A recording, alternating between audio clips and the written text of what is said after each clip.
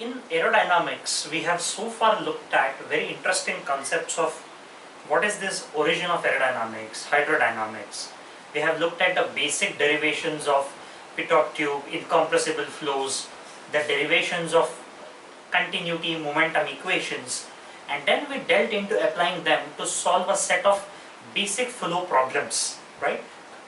The potential flow as we defined as a theory, in which we looked at vortex, we looked at infinitely uniform streamline flows, we looked at doublets, and we derived flow around solid objects like cylinder or aerofoil by actually using the potential flow application. Now the next logical step, of course, is to extend this analogy into aircraft, because after all the entire objective is to look at how the flow behaves around the aircraft wing. But before we go there, we have to build some other fundamental concept tools, because in aerofoil analysis we will need few of the following components. So imagine this is an aerofoil on which you are doing the analysis of the flow, right? The first important thing that you would need as a building block is potential flow theory, right? ADs, AJs, vortex, so on. Second, you need viscous effects, because no matter how greatly you analyze potential flow solutions as a combination and superposition of set of basic flows, viscosity is going to play a role. Inviscid fluid is imaginary stream. You are going to need boundary layer theory, because we see that aerofoil at this surface here, right, when the flow is getting developed, or even here, velocity at the wall is zero, no slip. This is a no-brainer, it's a physics, which means boundary layer will get developed and will change the dynamics of lifting of this significantly from this or even this plus this. So you need this third building block. And fourth block is gas dynamics, wherein the temperature, Cp, heat and Mach number are going to play a role. If M is equal to 0.8, typically the range at which aircrafts fly, locally there may be a shock. You have seen this, right? You will need this foundation to analyze the thermal behavioral properties of the gas around it, which has also implication, by the way, on Cl, Cd, even Cl alpha, the lift coefficient ratios in your aircraft stability analysis in flight mechanics. All of this therefore needs not only the potential flow theory, but three other basic building blocks of aerodynamic theory. Once you are familiar with this, then you are in a position to go to a lifting theory or a infinite wing or a lifting element theory, based on which you can analyze aerofoil and then later extend it to finite wing or a three-dimensional wing. Have you got the complete thought process of how we are building aerodynamic chapters? This so far is over. Now this chapter, we are going to look at viscous effects, or simply the analysis of viscous flows, right? So in order to do this, we have to start always with basic two-dimensional flows. Reason being, two-dimensional flows are most attractive and important to evaluate when you look at aerofoil. Your aerofoil is nothing but two-dimensional flows, right? So two-dimensional flows give you extremely nice picture of what is happening in two-dimensional problems, and then you can very easily extend it to all the three dimensions, right? So that's the whole reason by which you will be looking at two-dimensional flows. Now, in two-dimensional flows, we have general 2D flow analysis. See how we are going to build this entire story. You have Cout flow. This is nothing but plates. a enclosed flow between some plates, right? Then Poisson's flow. Somewhere in 12th standard physics, you may have prepared for some exams and you might have encountered this term. Capillary flows most of the times are called Poisson's flows, right? The capillary action that you would see of the fluid lifting up is mostly governed by Poisson's flows. So very important flow to analyze, right? Then you have polar Poisson, which is nothing but r theta coordinate, cylinder. The reason is this theory is very easily applicable to cylindrical surfaces like capillary and also has important applications in aerodynamics. Then we have rotating cylinder flow. Why? Many of real life applications can be modeled using this analogy, wherein nothing is rotating practically, but in the frame of reference you could derive solid objects and define a problem in such a way that this can become as a rotating cylindrical flow. And last is other typical laminar flows.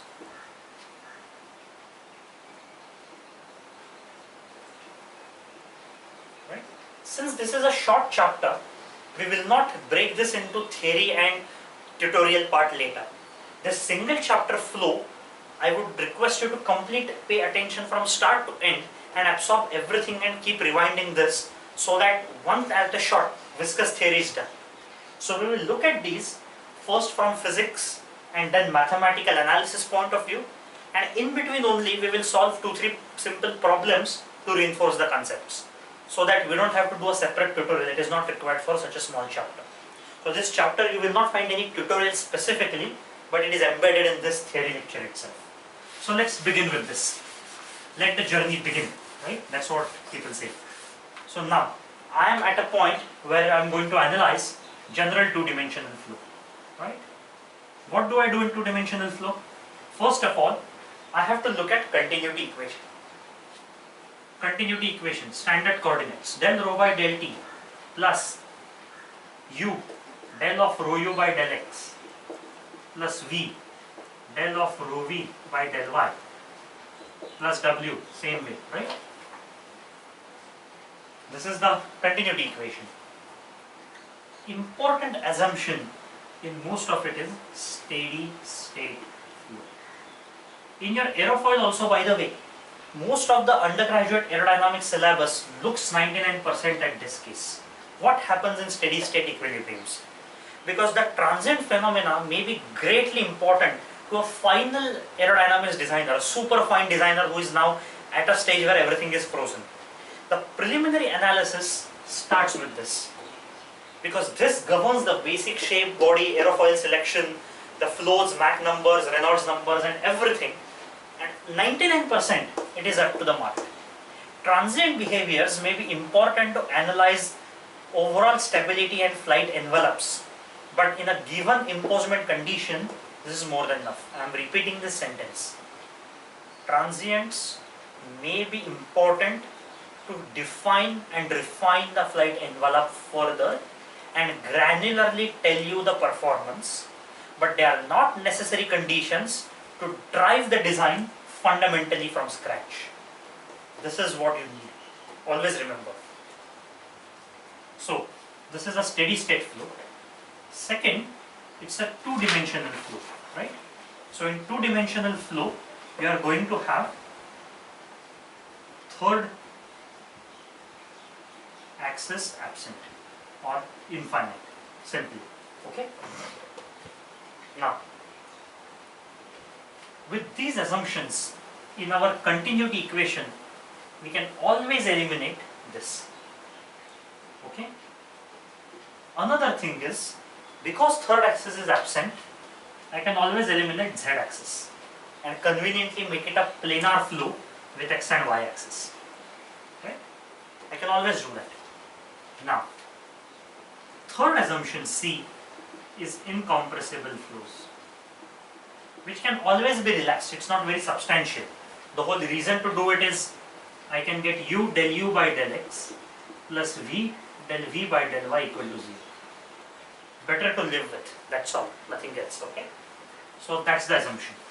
Now let us look at momentum equation. Momentum equation will tell me that I have del u by del t plus u del u by del x plus v del u by del y plus w del u by del z, right, is equal to 1 upon rho del p by del x or dp by dx, because it's a scalar gradient, right?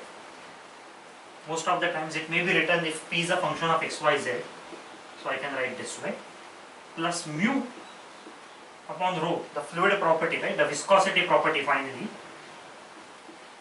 del square u, right?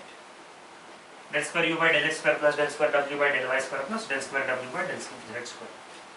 This is one axis dimension, right? Again, because of the first two assumptions, all del u by del t time transient terms go. W is 0, so del z is gone, and this is simply del square u by del x square plus del square v by del y square, del square u by del y square, right? This is one equation, right? So we will call this as 2a, and 2b is simply v del v by del x plus v del v by del y plus w. Now w term is 0, so again you will get two dimension as u del v by del x plus v del v by del y is equal to 1 upon rho del p by del y plus mu upon rho, same thing. Right? These are the two dimensional momentum equations. Energy we don't need so far, right? That's the third chapter. So see how viscosity is now coming. Now we are no longer ignoring these terms in potential flow, but we are actually looking at these viscous terms. Right? So this is the general analysis of Cartesian flows in two dimension. It's a Cartesian frame of reference, steady state, incompressible for now, right? Steady state, incompressible for now, and two dimensions, third axis is gone. Similarly in polar coordinates, how would you look at it? Del rho by del t term is anyway 0. 1 upon r del of r u r by del r, right? Plus 1 upon r del by del theta u theta is equal to 0. Z term gone because it's a two-dimensional flow, right? Or if the flow is axisymmetric,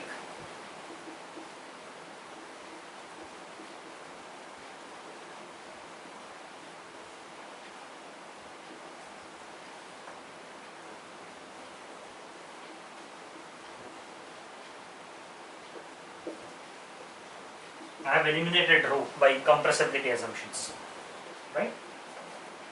Why all the three terms? Because in polar coordinates, for example, if it's a cylinder and I say axisymmetric flow u theta equal to 0, still it becomes two-dimensional flow in r and z coordinate.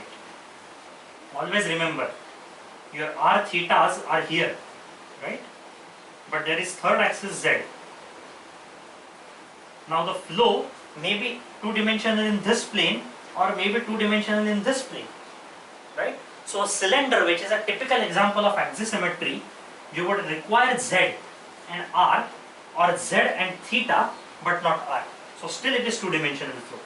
So we will keep this depending on the condition, it still is valid two-dimensional flow. So in polar coordinates now the momentum equation will be transient terms gone, u dot del of ur minus u theta square upon r, centrifugal term, is 1 upon rho del p by del r plus mu upon rho del square ur minus ur upon r square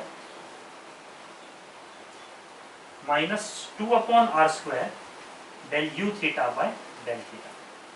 Okay? This is one set of equation, and similarly you can write other set of equations for u theta. Here you will get ur u theta by r and u dot del of u theta, right?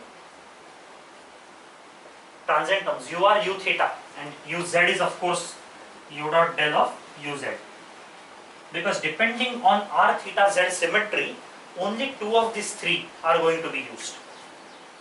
is simply minus 1 upon rho del P by del Z plus mu upon rho del square uz. So in polar coordinates, if you see u del theta, this is a very simple equation, right? In polar coordinates, you are going to have this equation plus this equation if theta is axisymmetric, or this plus this if z is absent, two dimension, or theta and z if r tangential flows are absent, right? Swirl flows. And that's exactly the case which is point number 5 and 6, right, that we will look at. So once this theoretical framework is done, we have looked at general 2D flow. We will now look at flow in between infinite parallel plates.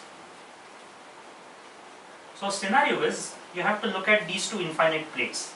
These are bounded flows, right, by actual solid geometry. Internal flows also it is called. But this analysis is important before you extend this analogy to external flows, which is aerofoil. So here the flow is flowing, and you have between 0 and h two infinite plates. So thickness in z-axis is infinity, which means these are infinite plates in this room, the wall and the floor, extended till infinity, because of which z is absent, two dimensions. This x is also tending to infinity. Why? So that this entry effects or exit effects at the edge, right, where the flow is going to enter, exit, develop, is gone, which means fully developed flow. All transitions, whatever were supposed to happen, are done, since this axis is very, very large. That's the whole reason. So it is quasi 1D flow also, majority of the times called, because 0 to h, y is what governs the behavioral of the flow properties, right? So having looked at this, therefore, let us carefully look at how you will solve. You don't need polar coordinates here. Given x and z are almost infinity and one axis dominating, we need simple Cartesian equations. So in the Cartesian equations, del by del t is 0, del by del z is 0, two-dimensional flow. Del by del x is equal to 0. And this is very important reason. Had there been any gradient, any mathematical function subjected to infinity lengths would always diverge. See the reasoning I am giving. These plates, if they had any variation between x, I could have always shifted my frame of reference, right? So say u was 10, and because of gradient u is 15 here downstream, I could always shift my frame of reference here and now start getting a problem further downwards. Mathematically inconsistent, because in infinite analogy this would diverge in that case depending on the frame, or it could go to minus infinity, which means in infinite plate there is no possibility of gradient to play along infinite axis. So del by del x is 0. So the whole equation from continuity I am left with is as simple as v del v by del y equal to 0. Right? Rest all the terms are gone. Now this has two parts. If v is a function of y, because we have seen v cannot be a function of x or z because of this analogy of no gradients in infinite dimensions, then del v by del y is f dash of y. So f of y into f dash of y is equal to 0. Right? When would this happen? Either f of y is 0, or, see, this is pure mathematical reasoning, f dash of y is 0. This is possible when f of y is 0 or f of y is constant, which means f of y equal to 0 is always a global solution. You can find it in irrespective of the case. But if f of y is equal to constant, right, that is v is constant across, then the momentum crossing this hypothetical wall, right, this is v, is non-zero. which means there is a cross flow, see, because V is not equal to 0, right? But in these plates, these are bounding. If you flow a water in the room, it cannot hit the floor or the top and actually get out of the roof. It cannot hit the floor and dig a hole on its own. It will flow between these two physical boundaries, right? The fluid, which is bounded by physical solid objects, has to flow between those two solid objects. It cannot flow like this. So at a wall, y equal to 0 and y is equal to h, v, this directional flow perpendicular to the wall has to be 0. But that is only possible if this constant goes to 0, which means the only solution which satisfies this equation is v is equal to 0. In all other case, you will get inconsistent boundary, because f of y equal to constant would mean you cannot have a variation of v. F dash of y is 0, no? So if v is locally 0 here but constant in between, there is a sharp gradient, not allowed. Which means continuity equation tells you that in this case, vertical velocity in y direction is absent.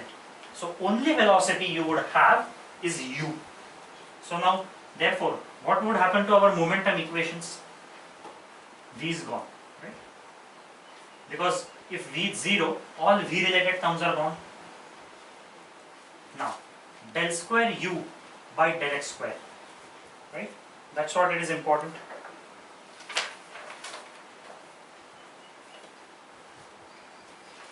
This is 0. Is that right? This is also 0, because del u by del x, it has to be 0, this gradient function, which means simply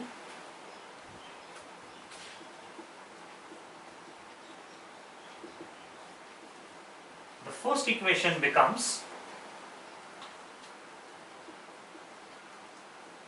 as simple as this. Depending on the pressure gradient which pushes or pulls the flow between these plates, you will form a certain function of y, right? That's what it is showing. Second equation, y momentum, del v is 0, v is 0, so this entire left hand side has to be 0. Here again, this is all 0. Now rho is non-zero, right? In the analogy, because of v component going to 0, everything vanished except the pressure. But del py is 0 means p is not function of y. Because had the p, pressure, been function of y, you couldn't have got gradient 0, which means p of y is equal to constant or 0. So pressure is purely a function of x, right? We have eliminated xy function and simplified it as purely a function of x to satisfy second continuity equation, momentum equation. That means del p by del x is actually dp by dx, scalar gradient. It is not two-dimensional function anymore, right? So del is replaced by d, simple. Now, if I take this to right hand side, right? What I am left with? Rho will be gone. See how incompressibility is playing. Because rho is constant, rho got eliminated. So all I am left with, so I have used all the equations now, right? I have used the continuity, I have used second momentum. Only equation which I have not used is first momentum equation. And the first momentum equation is going to give me variation of u. Now p is function of x. So on RHS there is no, so this is of the form g of y, right, into g double dash of y equal to f of x. I can easily integrate this without any problem. Now if I integrate it one time, right, what will I be left with? dp by dx into y, right, plus c1, first integral of constant, and this is 1 upon mu is anyway there, right? So 1 upon mu will always be present, plus c1 right, is equal to del u by del y, second integral dy. So I will be 1 upon mu dp by dx y square upon 2 plus c1y plus c2. This is going to satisfy this equation because on second derivation this is going to give me this value. So I know the form of u, right? A u function is governed by dp by dx, the pressure gradient which drives the flow, and is a parabolic function y, right? C1 and C2 will be found based on some specific condition imposed on these plates. But as a theory, the first point of flow between infinite two-dimensional plates stops here. Because you have got the function for u which depends on these, and these are governed by boundary conditions. Which are those other specific? Poita, Poiseuille, these are all those specific derivations of this generic equation. What will be the volume flow rate? It is u dy 0 to h, right? That is the total flow crossing this fluid boundary, and this is simply, you can integrate it here. And what will be the mass flow rate? Rho into q, which is rho u dy. So as soon as you freeze a boundary condition, you get a frozen value function for u, which gives you volume flow and mass flow rate. What will be tau? It is simply mu del u by del y plus del v by del x, right? Two-dimensional stress analysis we have done, shear stress. But since del v by del x is 0, v is 0, tau is simply mu del u by del y. So moment you know u, you know mass flow rate, you know shears. That's the property of viscosity. The viscous fluid has to exert shear force and has to have a mass flow rate which is different from a constant mass flow rate. Had everything been non-viscous flow with uniform fluid, it would have been simply u into h, right? So in inviscid potential flow, this was rho u h, right? But here it is different because u itself has become function of y because of viscosity effect. So what is happening in physics? From physics point, the potential flow had no discrimination between the axes chosen, because when the flow was flowing, information as to what is happening downstream or upstream of my drop. So I'm one sheet of droplets. I'm moving forward and backward in the pressure. What was happening to guy below me and above me was useless for me. It was incompressible, irrotational, inviscid flow. Viscosity is a communication bridge. This sheet moving with respect to other sheet starts sending information. Hey, I'm at the wall, I'm at stationary. Why do you guys want to flow? The middle sheet is in very much enthusiasm, right?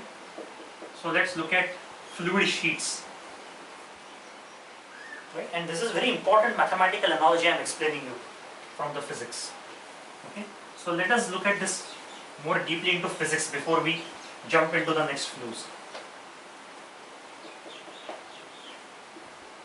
These are the two physical solid walls. Imagine you are a small guy sitting on this fluid sheet F1. I am a second small guy sitting on this fluid sheet F2. And friend of yours is sitting on this guy on fluid sheet F3. They are all being dragged by this motor which generates a suction. We have been forced to come out of this pipe. That's how it is realistic physics. I am here. I am super enthusiastic. Let's go. Somebody is calling us. Let's go. So I started my journey. In inviscid, irrotational, incompressible, I did not pay any attention to your screams. Whatever you are saying, no go, no go. I said forget it. Because viscosity, the communication bridge was absent. This another guy was also observing and saying, why is he going? Fine, let him go. In viscosity, it is no longer case. We have got mobile phones to communicate. You tell me, hey, I am sitting at the wall very beautifully. Where are you going? I say, what? There is this big suction pump which is calling me. I have to go. I'm running at 10 meter per second. He says, are you mad? I am at zero velocity here. I am standing on the wall. I don't have to go anywhere. I don't feel any pressure also. I don't see any pump. Now the guy in between, another friend of yours, is thoroughly confused because of these mobiles he is receiving. I am saying 10 meter per second bhago. You are saying why run? He says, guys, I am confused. Let me listen to both. Let me adjust my speed such that I am also happy that he is running and you are also happy that he is not running. Typical teacher student. Some in-between caught guy will always half-heartedly listen to teacher. He wants to satisfy teacher also and his friend also. He is not at all interested in studies. See, I am not studying. And to teacher, see, I am studying.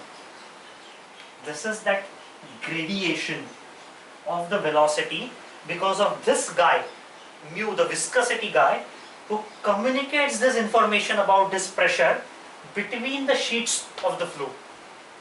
Potential flow never thought of this, but realistically a flow always adjusts its course and journey based on these signals.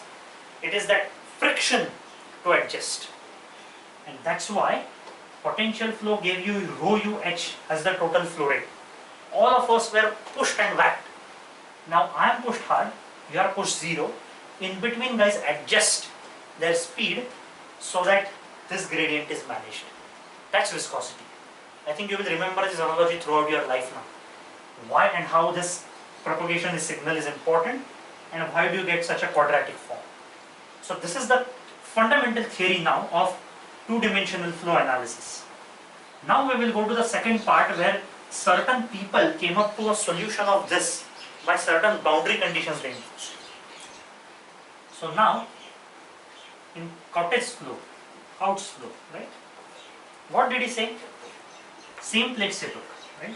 The analysis for which the theoretical framework we derived of height h, and he said there is no pressure gradient. So he said there is no pressure, but now the wall at the top starts moving itself, right? So this is the flying Aladdin's magic barrage, and so this wall itself moves. It moves with velocity v forward. This is stationary, right? So it's frozen, fixed. What do you expect would happen? In inviscid case, flow here would move, but information is constantly getting exchanged now because of viscosity. So you would expect the sheets nearby here to be stationary and sheets nearby here to match this running, because their entire frame of reference, the follower they were following, is itself running. But when they turn their eye from left to right, they would see these guys are more stationary, so they will adjust. So you would form a gradient of velocity, something like this. Now will it be linear or quadratic? We have to see, because this gradient is also possible, this gradient is also possible. All the three shapes are possible: concave, convex, linear. Mathematics, right? We have just said there is 0 to x variation. It may vary in any of these shapes. Now Cotte said, okay, define these boundary conditions, let us start solving this question. So he said, at y is equal to 0, u with 0, no velocity is possible, stationary. So C2, the constant of integration is 0, right? Because nothing else is 0. At y is equal to h, u has to be v. Locally there cannot be any slip, we know this. We just analyzed it, right? What is the boundary condition explicitly? This wall is moving at v, this sheet nearest to it has to move at v. Viscosity effect, which means v is 1 upon mu dp by dx, right? But dp by dx is 0. So C1 is v upon h.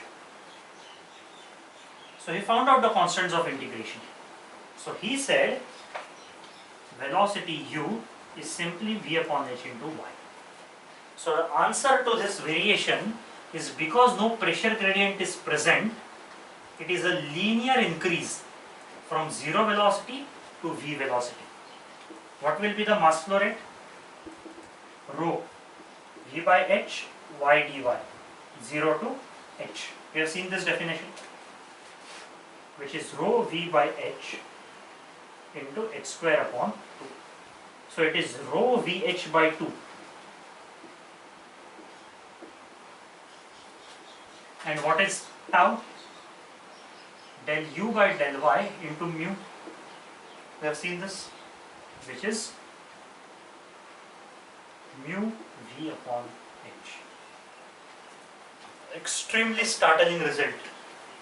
Had you ignored viscosity, potential flow would have given you mass flow double than this, and this is 0. But realistically, you are getting half the mass flow and much higher shear stress, right? And these are uniformly going to be applied on this structure as well. So tau is going to be applied here, which means that tau is going to play an important role in design of the plates itself. See how viscosity has made our world upside down. In Coute's flow, we will solve one simple question so that at this stage you are clear about all these concepts and derivations we have been doing, right? And you can relate it in a practical way. So what we have been doing is, there are two infinite plates 1 meter apart. So h is equal to 1 meter is given, and moving at 2 meter per second. Very normal velocity. Viscosity of air is 7 into 10 raised to minus 3 Newton second per meter square, right? Find the shear stress between the two fluid layers. We know tau, we just derived it as mu v upon h, which is 7 into 10 raised to minus 3. Velocity is 2 upon 1. So it is 14 millinewton second per meter square, right? The units will be this. This is substantial stress, by the way, for a fluid. What would happen because of this? The fluid itself is going to undergo scrubbing, rubbing and heating. We have not used thermal equations so far, but any stress builds up energy. So by relaxing the assumption of non-viscosity, you have got surprisingly different results of such a simple problem of flow between two plates. Now we will look at plane Poiseuille flow.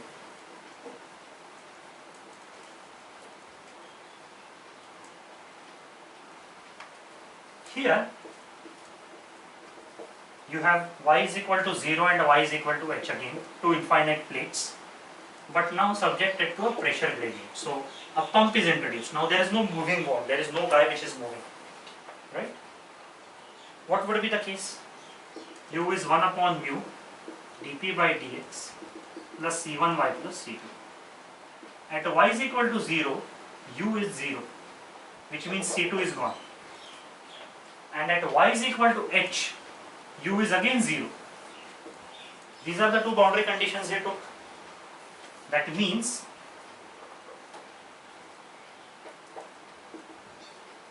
correct?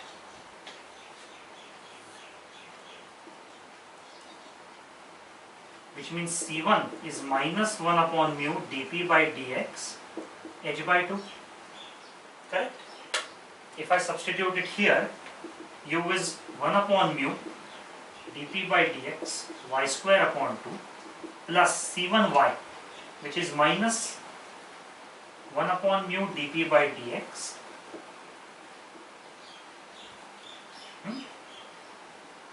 h y by 2. See how I have done? I have used both the boundary conditions to get both the constant values of velocity profile.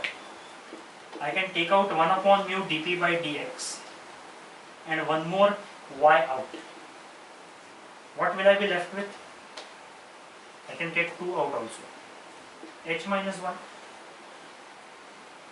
Right?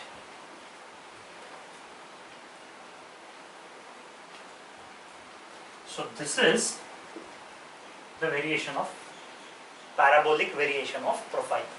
So now because of dP by dx, you are not having linear, but you are having a parabolic variation, such that, and it has to be symmetric. See how mathematically I am saying, it's a gradient, right? The only way to make it is like this triangle, linear, but linearity will not solve a sharp edge, so it has to be smooth parabolic. So in Poiseuille's flow, a parabolic equation is derived based on the pressure gradient between the two infinite plates. And now, therefore, what will be the volume flow rate? Q. Q would be U dy 0 to h, which is 1 upon mu dP by dx will be out, integral of y square upon 2 dy minus hy by 2 dy, right? This is y cube upon 6, right, minus hy square upon 4, because y dy upon 2, right? So if I make y as h, because at 0 it is 0, then it is h cube upon 6, right? So what will I be left with? I will be left with 2 h cube upon 24 or h cube upon 12. So the volume flow rate Q is h cube upon 12 mu dP by dx. Why is negative sign creeping in? Because to make flow happen, physically dP by dx is negative. Therefore, your Q has this negative sign to compensate. And m dot is simply rho Q, so we know that. What will be the shear stress tau? Tau is mu del u by del y, right? Which is del p by del x, because 1 upon mu and mu will get cancelled. You will be left with y, because y square upon 2, so it is y minus hy by 2, so y minus h by 2, right? So at h by 2,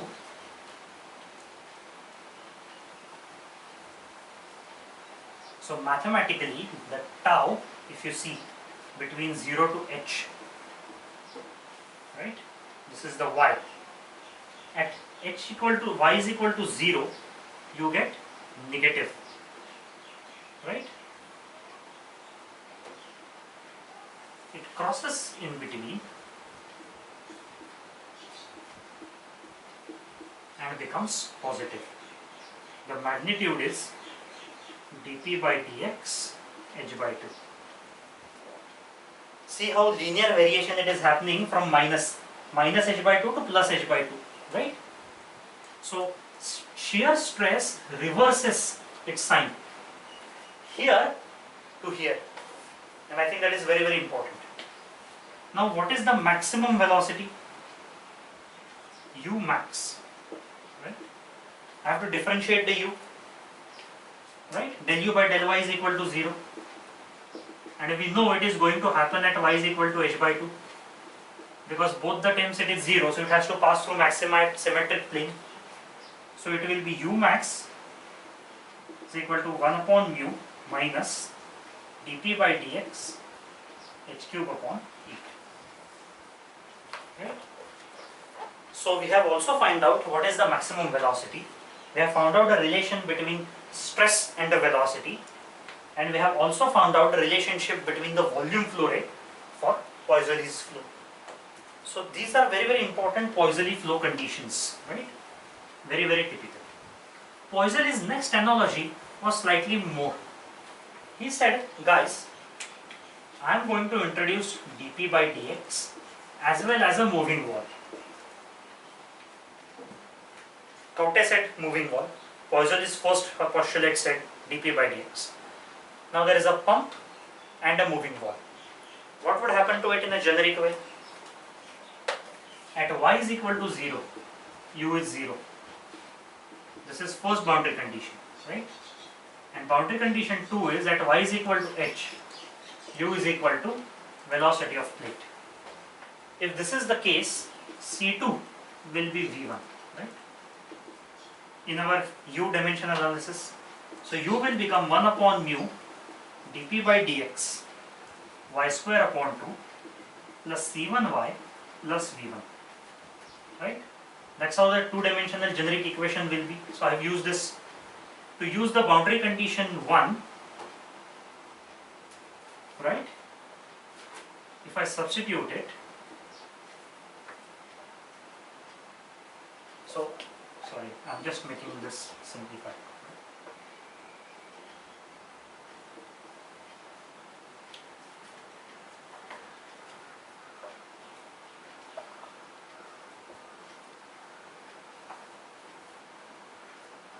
What would be the case now?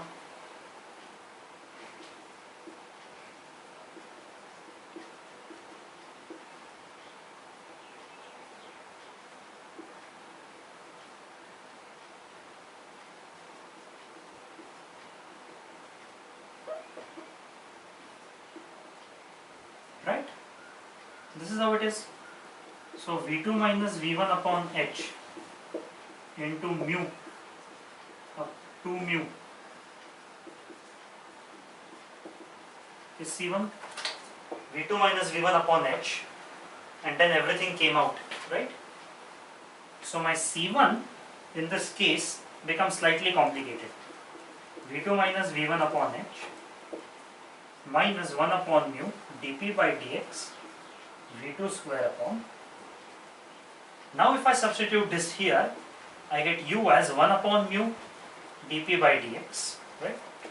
I am taking out these two constants out, right? So that I have very simplified relationship to find out.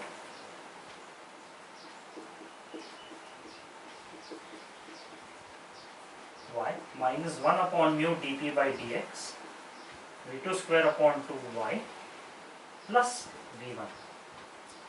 This is the analogy, right?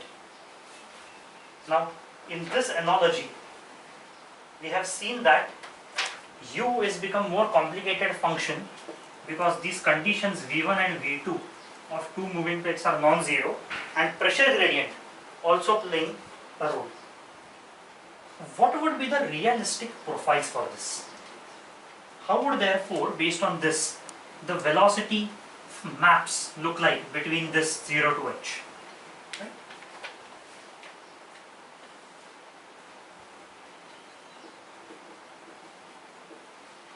Right?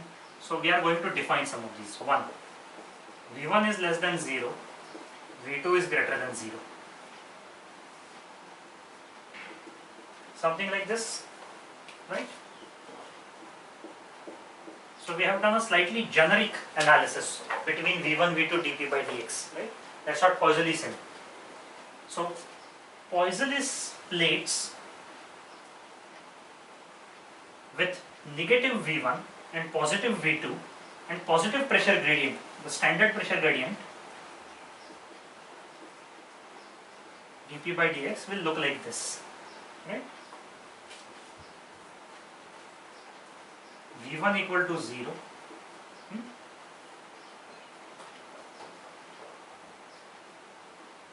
V2 not 0, dp by dx not 0. Now you will get something like this, right? To match V2 rather than the standard this profile, the parabola has become half, right? Because here boundary condition no longer 0 but non-zero velocity. So this is the second case. Third case is another important case where moving wall has constant velocities which are different. So V1 equal to V2 not same. You would get something like this. Correct? Fourth condition is dp by dx equal to 0. V1 less than 0, V2 greater than 0. Movement dp by dx is 0. You would anticipate a linear relation. If dp by dx itself is positive, you would get some relation like this, right?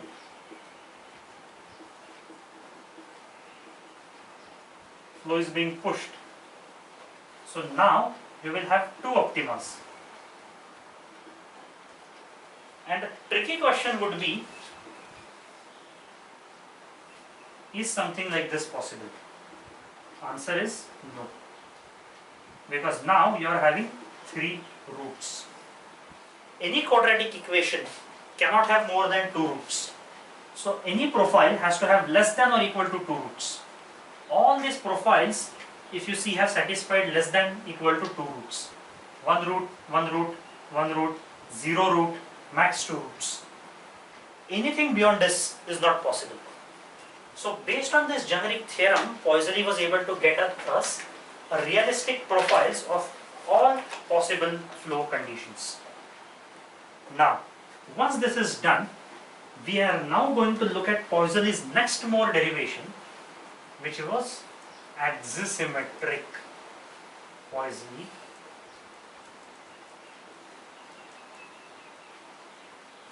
So axisymmetric Poiseuille flow now goes to, rather than using Cartesian frame, to polar coordinate frame, wherein you have this cylinder, right, which is axisymmetric of RZ. Most important now, and this is important,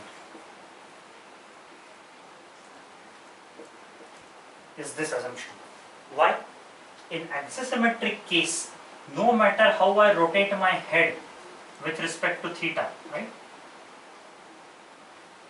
In this circle, if u itself is a function of theta, I can have my angle like this first, then like this first, then like this, and I would keep getting different values of u, which is not acceptable for a symmetric flow, because axisymmetric flow is irrespective of rotation, no matter where I rotate and stand on this one plane. So this is extremely important assumption, right? Second assumption, rho is equal to constant. Fine, incompressible. Del by del t is 0, steady state. Z tends to infinite. So del by del z is 0. So in axisymmetric flow, we are looking only at two dimensions of circle. Third dimension of the cylinder is vanished. Del by del z terms are 0. Remember, we had kept all r, theta, z and z. Either of the two combinations make it two-dimensional flow. Z is most common but not necessary. In this Poiseuille's case, it is what we are using. If this is the case, continuity equation in polar coordinates, which was del rho by del t plus 1 upon r del by del r, rho u r r plus 1 upon r del by del theta rho u theta equal to 0, because z term anyway is gone. Has this term gone? Rho is out from everywhere. So you will get r del by 1 upon r, del by del r of r u r. U theta is 0. Right?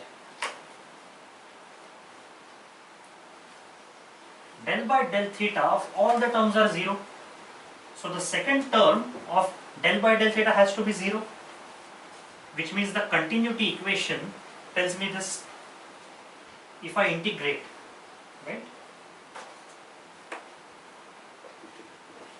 which means r u r is function of r, right, which is constant, so that del by del r is 0. But now the question would come that ur is 1 upon r, some c upon r, correct? See, I have simply mathematically used my continuity equation. I have said rest all terms are 0. This term survives, so this has to be 0. 1 upon r is not useful, so del by del r of r u r is 0, which means r u r as a function is a constant function. So u r is c upon r. Now,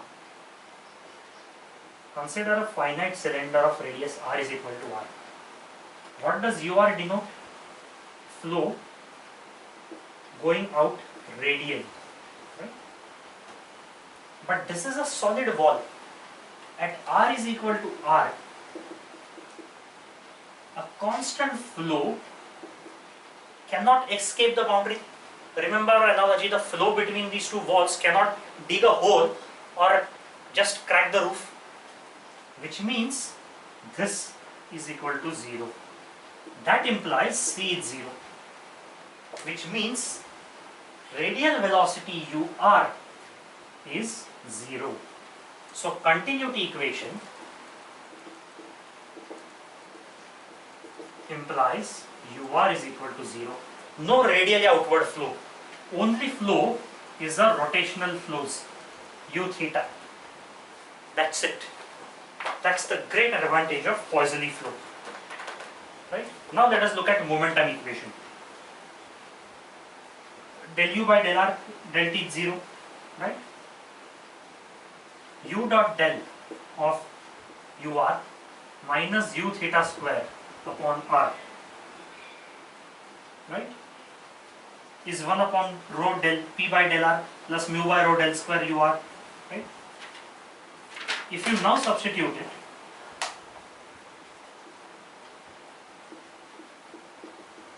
this is what you will get,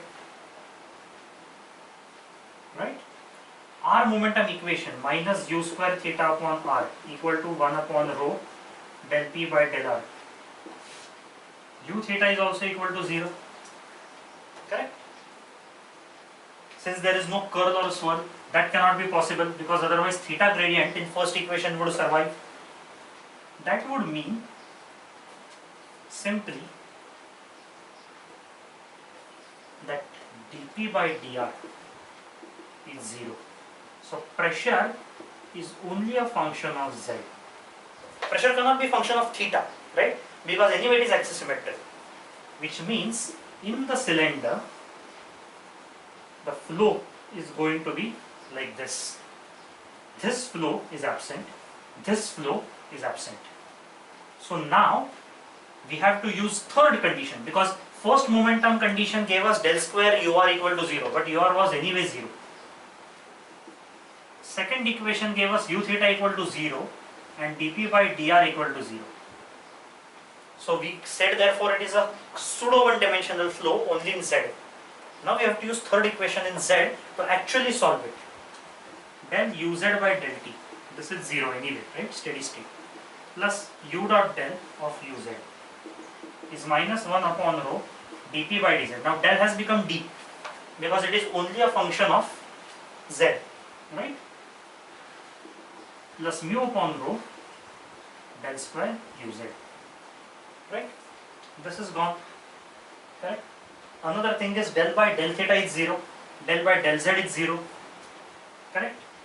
U dot del has to be 0, right. So I am left with taking to this RHS 1 upon rho dP by dz is mu upon rho, and now what is del square? 1 upon r del by del r of r u z. Del by del theta and del by del z are anyway 0. Del square polar coordinate has del by del r terms, del by del theta terms and del by del z terms. 3 directional deltas, right? But these are anyway 0. So the third equation threw me a simple analogy of this equation. So I am left with is this equation. Now this is only f of z and this is g of r. Both are non-muting or non-computing components, so I can integrate very easily. Now 1 upon mu, because rho will get cancelled and mu will come here, right? R dr is del of r u z. So if I integrate, I will get r square upon 2 plus c1 is r u z, where c1 is constant of integration. I have taken r to right hand side and then integrated with respect to dr. Now I have to divide all of this thing by r, right? Correct? Now to further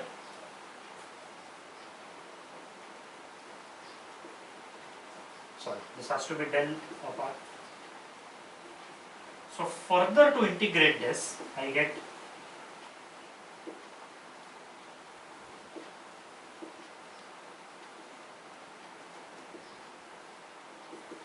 uz as 1 upon mu dp by dz r square upon 4 plus c1 ln r plus c2.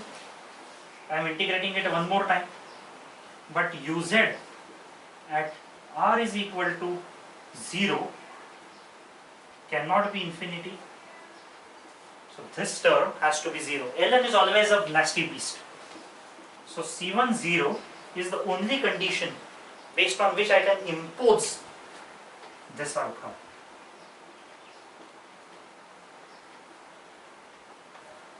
Right? And at now second boundary condition from Poiseuille is very simple. At uz r is equal to r, this velocity is nothing but 0. This is a stationary wall. So at r is equal to r, this is like thin plate analysis. Radius of circle doesn't matter. So that would mean C2 is simply minus 1 upon u dp by dz r square upon 4. So if I substitute C2, finally uz will be 1 upon mu dp by dz r square minus r square, or negative sign can come out. See how symmetric analogy this is, right?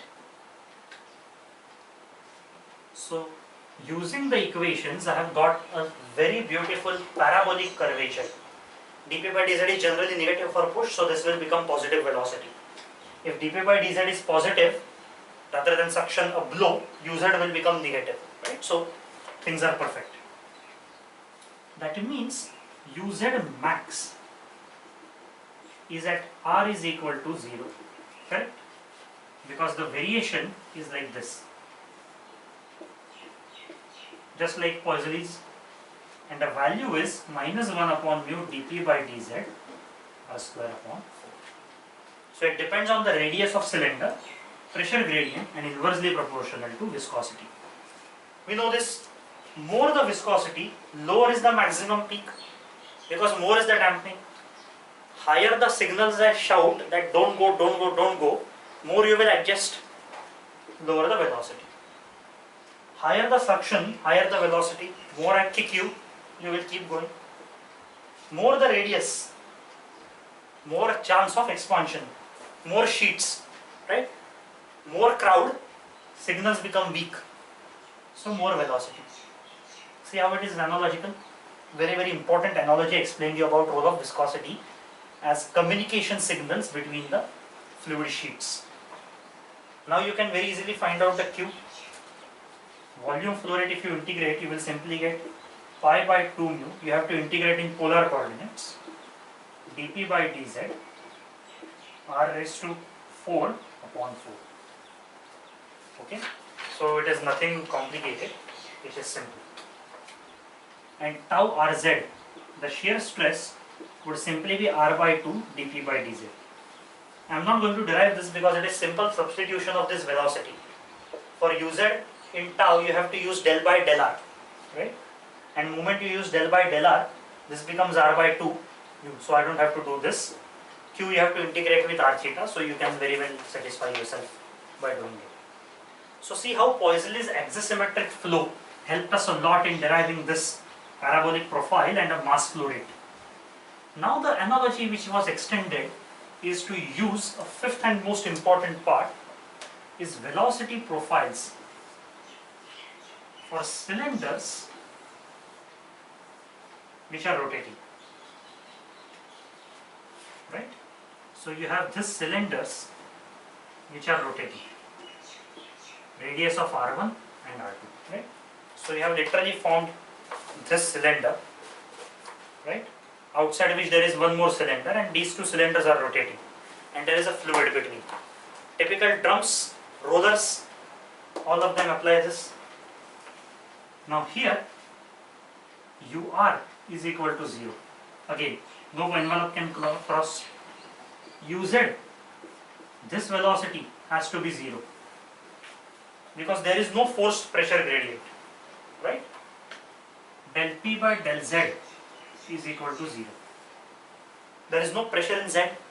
It is only the rotational motion of the cylinders that is going to cause the flow. Now flow cannot, u theta is not 0 because if you rotate these two cylinders, right, you are going to experience the relative motion, no? Roll between the drums. That would mean that your theta profiles may look something like this, right? Something like this because of the rotation. So that is the case, uz and ur have to be 0. These two are very, very simple continuity equations. If that is the case, our momentum equation would give you u dot del ur minus u theta square upon r, this is 0, is minus 1 upon rho dp by dr plus mu upon rho into del square ur, this is 0, minus ur upon r square, this is 0, minus 2 upon r square del u theta by del theta. But this is also 0. Correct? So the whole outcome you will be left with is simple conservation of forces. A small element trapped between these two cylinders is going to experience a centrifugal force because of its u theta motion and a pressure force because of pressure gradient. For an equilibrium from physics, this has to match.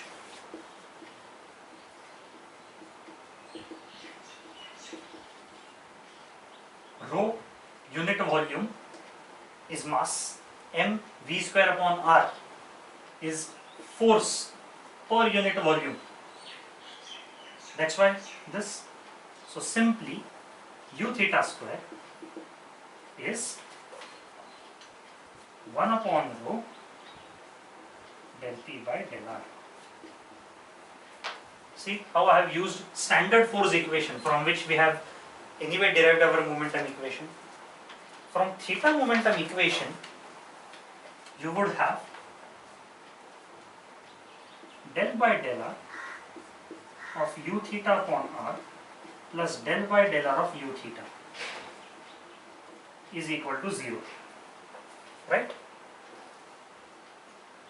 This means u theta is function like ar plus b upon r.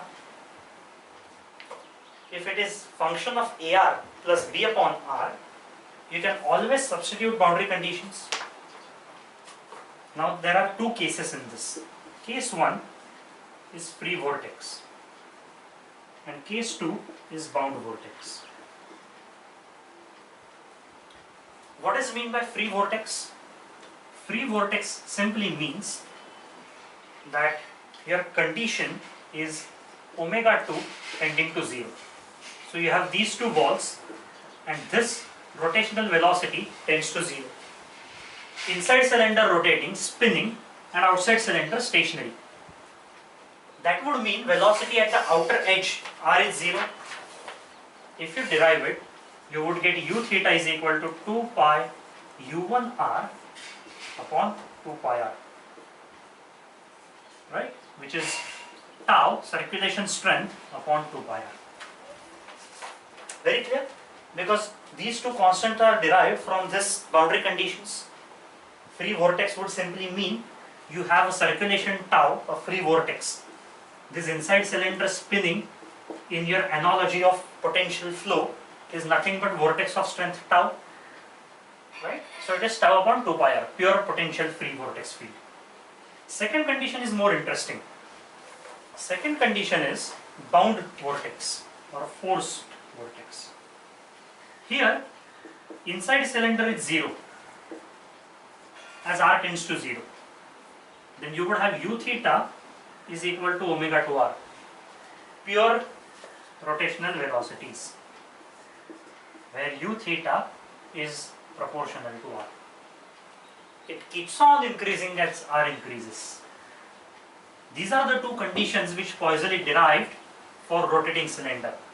And this brings to the end of the chapter for this, where we are going to solve one question.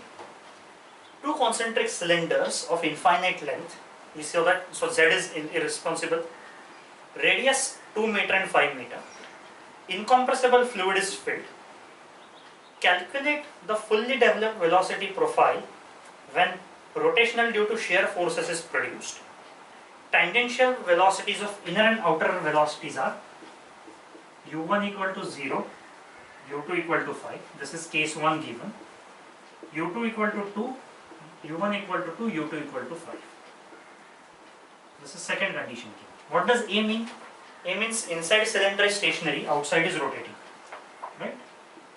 So omega 1 is u1 upon r1, which is 0.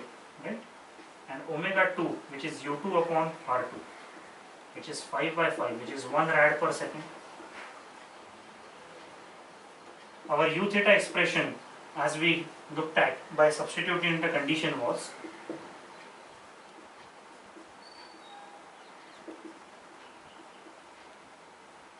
radius ratio to relative velocity ratio. If we substitute omega 1 is equal to 0 here, it is simply omega 2 upon this. So 1.19 r minus 4 upon. This is the solution to first question. In second question, omega 1 is 1 and omega 2 is also 1, right? Because r1 is 2, r2 is 5. Which means both cylinders are rotating at constant velocity. In that case, what would I get? U theta as 1.38 r minus 6.89 upon r. See, I have simply substituted these terms, okay? A minus b upon r, nothing else I have done. The whole outcome of this is, when inside cylinder is stationary and outside is rotating, you would expect outside cylinder to superimpose its velocity on its own, and inside cylinder to give you 0 condition. Still the velocities are this profile. In outside, you would see this profile. So something like this has changed to this, and both are rotating at single angle. So this concludes our chapter on viscous effects of two-dimensional Cartesian frames, axisymmetric flows, infinite length cylinder, Poiseuille flows, and effect of viscosity. The main takeaway is always to remember the viscosity analogy I have taught you and how it is important. Now we have closed this chapter and we are ready to go to next chapter on boundary layers. Thank you.